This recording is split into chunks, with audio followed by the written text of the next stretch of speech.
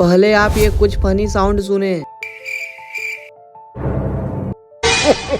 चलिए आज मैं आपको बताता हूँ इस प्रकार के फनी साउंड इफेक्ट बिना कॉपीराइट कहाँ से डाउनलोड करना है। इससे पहले आप मेरे को फॉलो कर ले, कहीं खो ना जाऊँ मैं।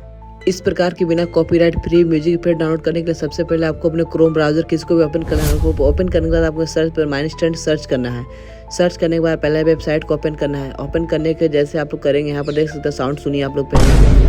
ये देख सकते हैं इस प्रकार के एकदम मस्त मस्त साउंड है गाइस। आप लोग जो पसंद आए किसी को भी आप लोग कर सकते हैं। नीचे लिंक दिया हुआ है गाइस, वहाँ पर आप लोग जैसे आप लोग लिंक पर टच करेंगे, आप लिंक पर टच करेंगे नीचे आ जाएंगे, यहाँ पर डाउनलोड का ऑप्शन दिखा रहा है, आप लोग डाउनलोड यहाँ कर सकते हैं। यहाँ पे सेव कर लेंगे डायरेक्ट, यहाँ पर आपके फाइल में सेव हो जाएगा।